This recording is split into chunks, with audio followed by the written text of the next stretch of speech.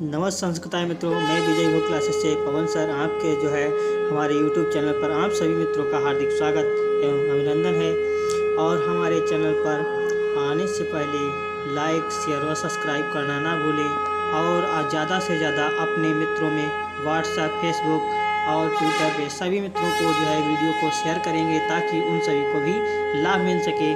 हमारे द्वारा चलाया गया यूट्यूब चैनल का निःशुल्क सुविधाएं आपको हम अपनी तरफ से दे रहे हैं और सभी का ज़्यादा से ज़्यादा लाभ हो सके और आप शिक्षक भर्ती में कुछ नया कर सकें और अच्छे से नंबर ला सकें। चलिए आज का प्रैक्टिस सेट सीटेट और एमपी टेट रीट के लिए बहुत ही इम्पोर्टेंट आपका पद्यांश से लेकर के आए हैं। पद्यांश से आधारित प्रश्नों का आपके समक्ष प्रस्तुत करेंगे। ठीक है, लिखा है कि पद्यांश पर आधारित प्रश्न, निम्नलिखित पद्य के आधार पर प्रश्नों के सही विकल्प चुनें। तो इसका क्या दिया है देखिएगा। हमारा पहला पद्यांश, अयम निजाहा परो वेति गणना लघुचेतसाम उदारचरितानाम तु वसुधैव कुटुंबकम।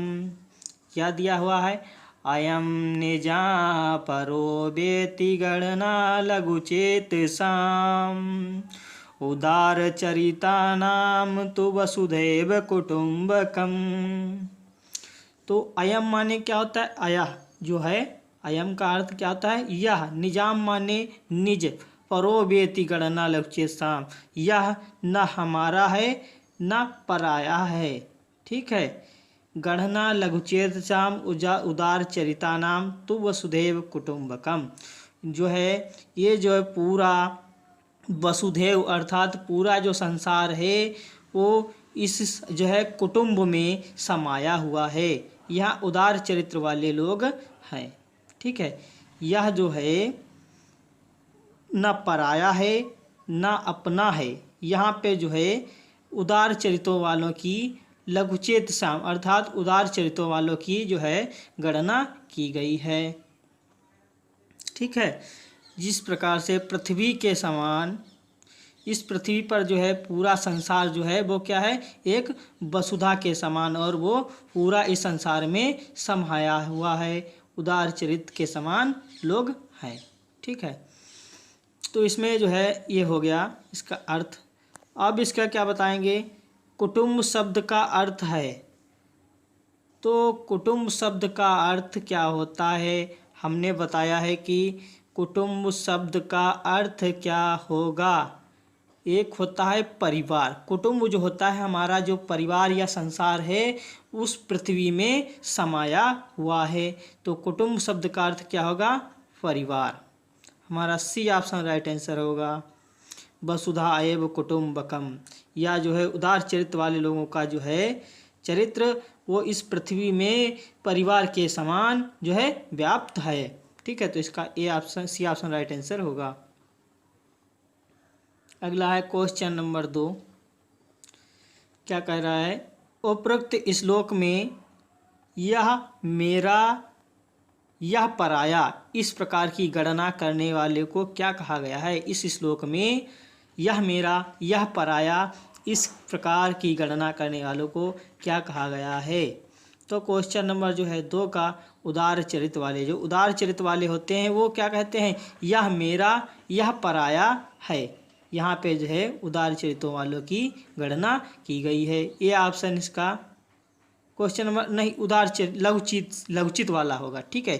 क्या होता है? लघुचित। इसका ऑप्शन क्या होगा?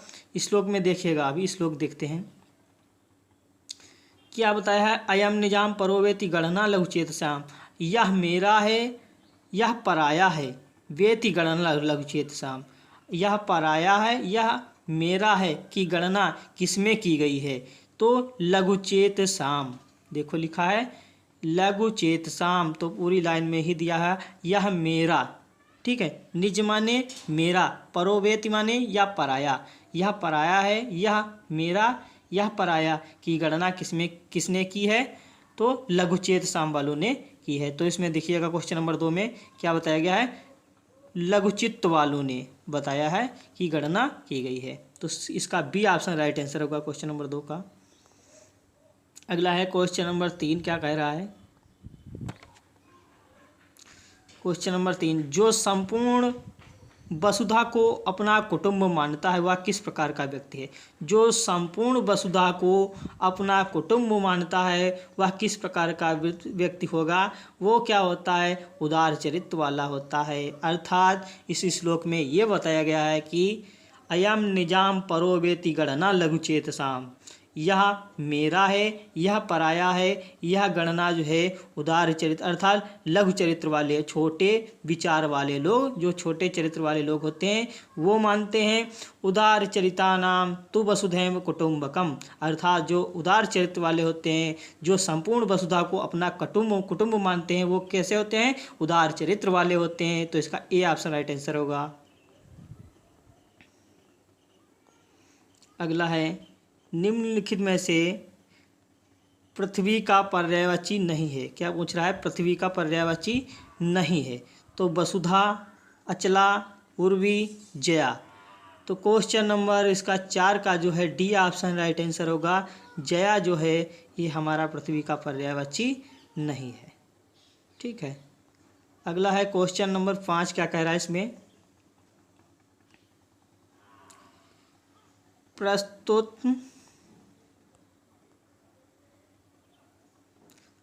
प्रस्तुत पद्य में हमें किस प्रकार की शिक्षा मिलती है। राष्ट्रीयता की, विश्व बंधुत्व की, समाज सेवा की, अपने पराये की। तो क्वेश्चन नंबर इसमें जो है पद्य में हमें किस प्रकार की शिक्षा मिलती है, तो विश्व बंधुत्व की जो है शिक्षा मिलती है। ठीक है, इसमें विश्व बंधुत्व की शिक्षा मिलती है।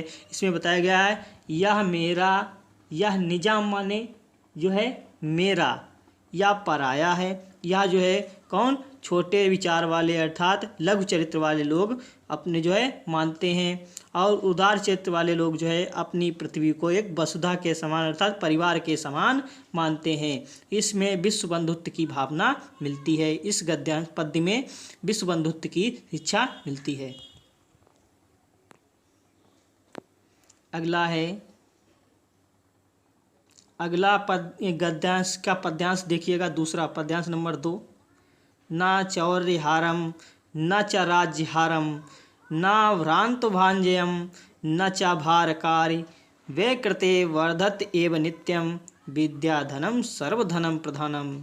तो क्या बताया है इस श्लोक में, न चौर्यहारम न च राज्यहारम, न चौर्यहारम न चोर के द्वारा, ठीक है, न च राज्यहारम और न राजा के अर्थात राज्य के द्वारा, ठीक है, न भ्रांत भाज्यम अर्थात न भाई और भ्राता के द्वारा, ठीक है, न भाइयों के द्वारा, न च भारिकार न भार रूप, व्यय करते वर्धत एव नित्यम अर्थात व्यय करने पर नित्य प्रत बढ़ता है। क्या, विद्या धनम सर्वधनम प्रधानम अर्थात विद्या रूपी धन जो है वो सर्व प्रधान धन है अर्थात सर्वधन प्रधानम सबसे मुख्य प्रधान है।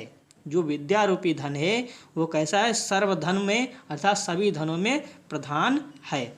और इसे ना तो चोरों के द्वारा चुराया जा सकता है, ना राज्य अर्थात राज्य के द्वारा बांटा जा सकता है, ना भाई के द्वारा है बांटा जा सकता है, और ना भार रूप है अर्थात यह ना जो भार रूप है शिक्षा कैसी है, भार रूप नहीं है। यह नित्य प्रत जो है व्यय करने पर अर्थात इसका अभ्यास करने पर ये नित्य प्रत क्या करती है, बढ़ती है। तो इसका ये अर्थ हो गया।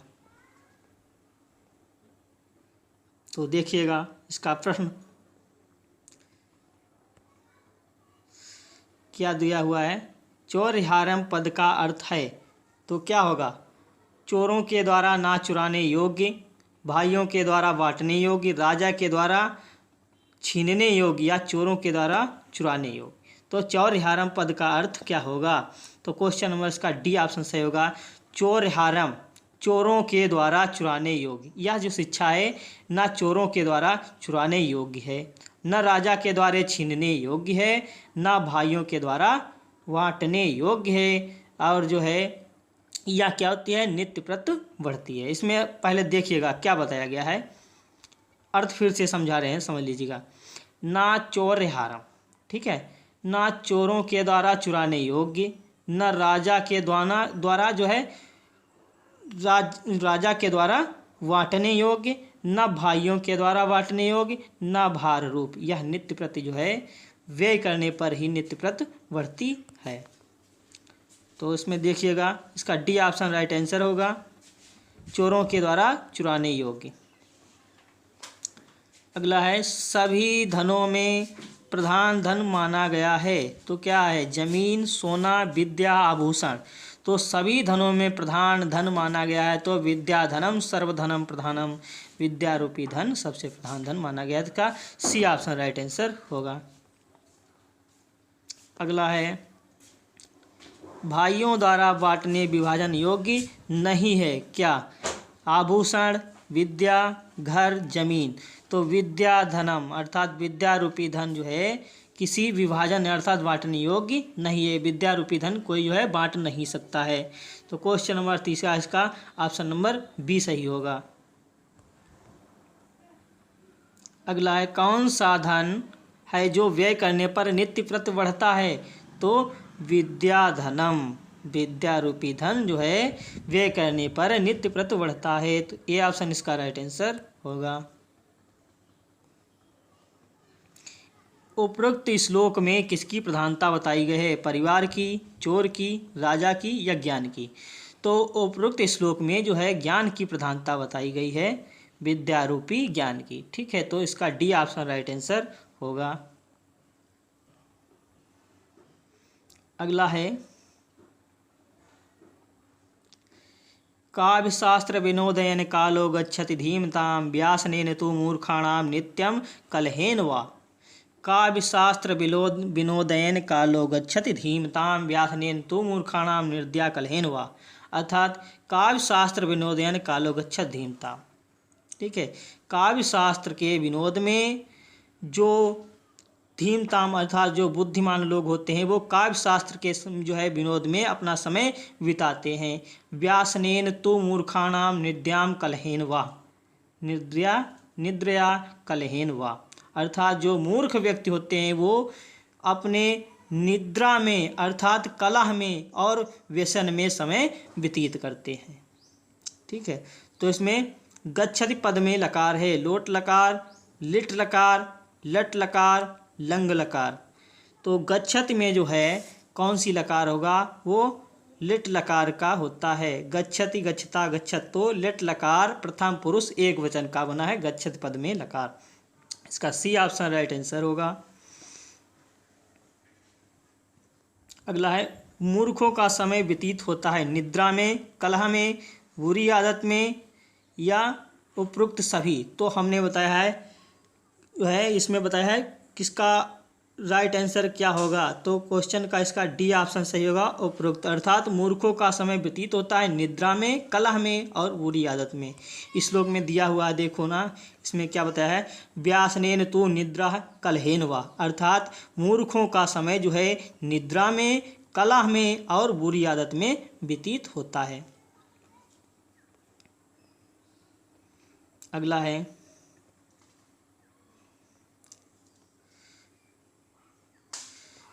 काव्य शास्त्रादि के द्वारा विनोद में किसका समय व्यतीत होता है। काव्य शास्त्रादि के द्वारा विनोद में किसका समय व्यतीत होता है। विद्वानों का, मूर्खों का, धनवानों का, उपरोक्त सभी।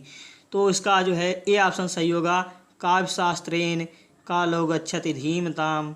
इसमें जो है बुद्धिमानों का अर्थात जो बुद्धिमान लोग अर्थात जो विद्वान होते हैं वो काव्य शास्त्र में अपने समय को व्यतीत करते हैं। तो ए ऑप्शन इसका राइट आंसर होगा।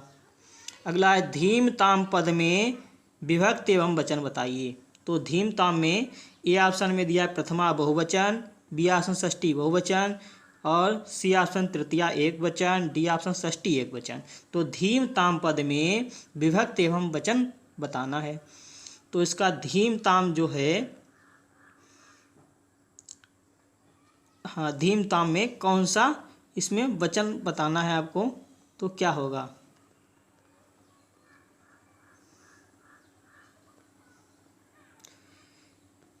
इसका बी ऑप्शन सही होगा, षष्ठी बहुवचन। क्या होता है, षष्ठी बहुवचन। षष्ठी बहुवचन। ठीक है, बी ऑप्शन राइट आंसर होगा। अगला है, उपरोक्त श्लोक से हमें क्या शिक्षा प्राप्त हुई है। जो उपरोक्त श्लोक हमने बताया है, काव्यशास्त्रेण विनोदेन कालो गच्छति धीमताम, व्यासनेन जो है मूर्खाणाम कलहेन निद्राया कलहेन वह। ठीक है, तो इस श्लोक में हमें क्या शिक्षा प्राप्त होती है, राष्ट्रभक्ति की, विद्या से प्रधानता की, समय के सदुपयोग की या राष्ट्र सेवा की। तो इसका सी ऑप्शन सही होगा, समय के सदुपयोग की भावना का इसमें शिक्षा प्राप्त होती है। इसका सी ऑप्शन राइट आंसर होगा। चलिए आज का बस यहीं तक। आपको सभी को बहुत बहुत धन्यवाद। अगर वीडियो अच्छा लगे तो लाइक शेयर और सब्सक्राइब करना ना भूलें। सभी को बहुत बहुत धन्यवाद हमारे चैनल पर आने के लिए। सभी को नमस्ते संस्कृताय।